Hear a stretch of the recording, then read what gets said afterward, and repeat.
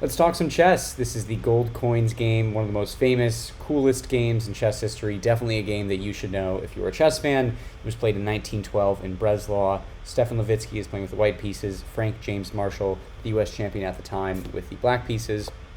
And we have d4 to kick it off. e6 is played, then e4, d5 striking back in the center, and knight to c3. We have c5, so again, just pushing back in the center here with the black pieces, and knight to f3, adding some more support to this d4 pawn. We have knight to c6, adding another attacker to the d4 pawn, e takes on d5, e takes again on d5, and bishop to e2, preparing to castle kingside for white. Knight to f6 is played by black, white castles kingside, black brings out the bishop to e6, so both sides are doing a good job of developing their minor pieces, actually on symmetric squares, which is kind of fun. And here white sort of breaks the symmetry by playing bishop to g5, pinning the knight. If this bishop ever moves, then the knight will be pinned to the queen. And spoiler alert, that is going to happen.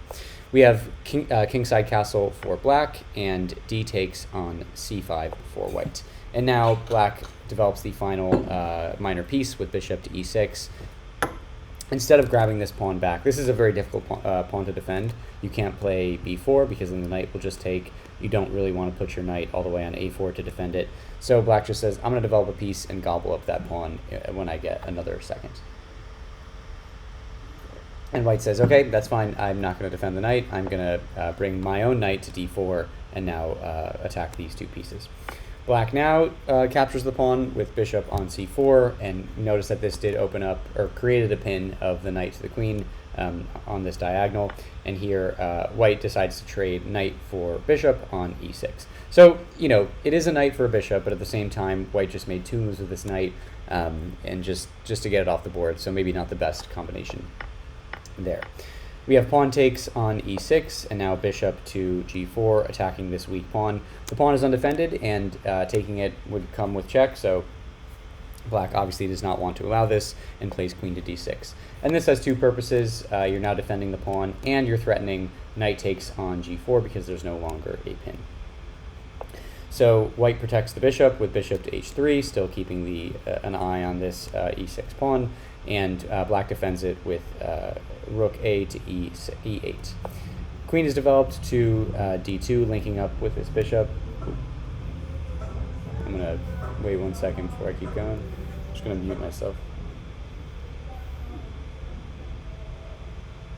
Okay, I think we're good. Yeah, I think we're good. We have bishop to b4, now pinning the knight to the queen, and we have bishop takes on f6, and now rook takes back with f6.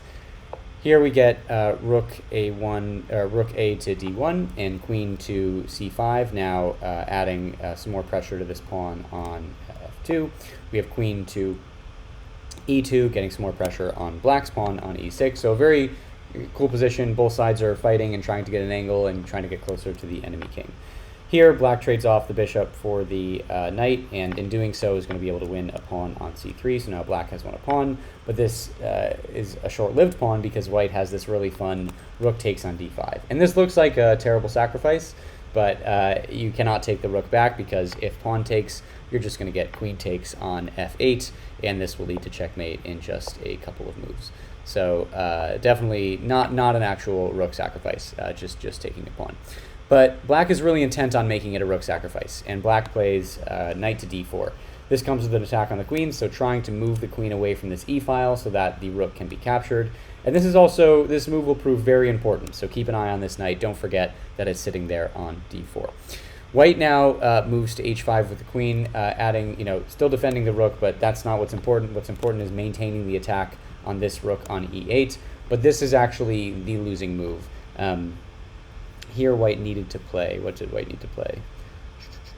Let me see. What did white need to play here? Yeah, that's what it was. White needed to play queen to e4 here. This keeps the pressure up on this rook and make sure that you're not going to allow black the counterattack that black is going to get. So instead, white plays queen to h5, but this loses a piece in a couple of moves, as we're going to see, because it allows rook to f8. And now you're very much threatening to take this rook with the pawn. because there is no queen takes on e8, so this is now trouble for white, and white moves the rook away to e5 to protect it, but now you get this rook to h6 move. It also works to take the pawn here. You can take the pawn with the rook on f2. White cannot take back, because if rook takes, then you just get queen to e1, and this will be checkmate in a couple of moves. So the engine actually recommends for you to take the pawn on f2, but this rook to h6 slide is just as good. Also totally works, and the idea is you're attacking the queen, quite obviously, and you can't take back because it's protected by the pawn. So the queen moves to g5. There's not a lot of squares for the queen to go to because these two rooks are barreling down on these files, and now you get rook takes on h3. And this looks like a rook sacrifice, but it's not, because if you take the rook with the pawn, then you're going to get this knight to f3, royal triple fork. It's forking everything, and you're losing a queen here, and this is just no good for white. So you can't take back, and again, remember, this is the knight being on d4, super useful move.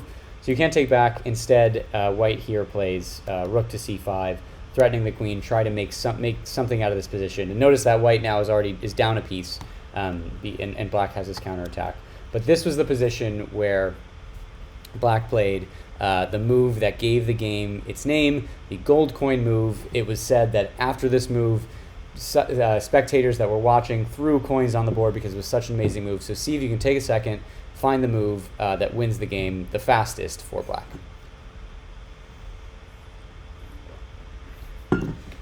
Okay, the move is, drum roll please, the move is queen to g3, and this is just a crazy looking move. I mean, there are two pawns that can take this queen. The white queen can trade the queen. Just a crazy looking move. Whenever you see a move like this, before you analyze it, you have to say, is there actually a threat? Is there a legitimate threat that's happening here? And in this case, let's say white just ignores because there's always the choice of ignoring a move like this, right? Instead of capturing and making the sacrifice a real thing. So here, if white just ignores the move and maybe plays rook to c4, attacking this knight, this is very much a real threat because you're going to get queen to h2, and this is checkmate. So there is a very clear threat. So you can't ignore it. But why can't white just take the queen? So the most natural move, I think, the move that looks something like I would play, is f takes on g3. You've taken the queen and you've now opened up a file for your rook.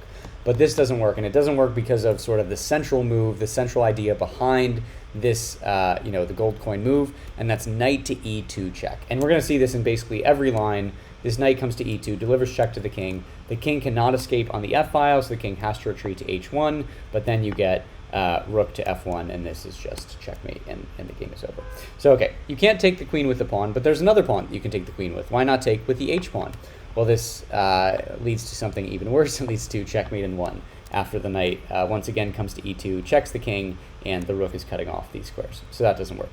Well, why don't we just trade queens instead of trying to deal with all this pawn nonsense? So queen takes on g3, and now maybe it looks like you just take with the rook and then you play down the exchange, but that would not work. I think that's what I would play, but that does not work. Instead, once again, you play this knight to e2 check. King has to move, and now we get knight takes queen on g3. And again, you can't take back the knight and equalize material, because if you do, you just get rook to f1, and this is once again checkmate. And you obviously can't take with the h-pawn because the h-pawn is pinned. So after the king moves, you're going to get knight to e2 again. King has to go back, and then something like rook to c3, forking the rook and the pawn. So now you're going to be down 2 pawns and a knight, and you can resign in this position with the white pieces.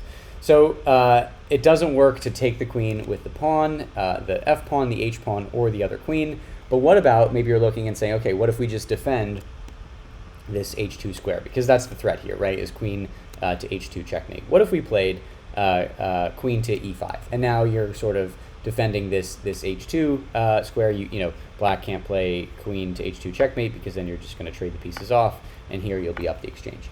This doesn't work either, and spoiler alert, it doesn't work for the same exact reason. You're going to get knight to e2 check. And here, if the queen takes, you just have abandoned the defense of h2 and you get checkmate. And if the king moves, then you're going to get a really nice looking maneuver here, rook to h2 checkmate. And you can't play queen to h2 checkmate because then again you can just trade off the queens. But you can play rook to h2 checkmate because the black queen is blocking the white queen from capturing the rook. So this would be checkmate as well. So just an awesome, awesome move.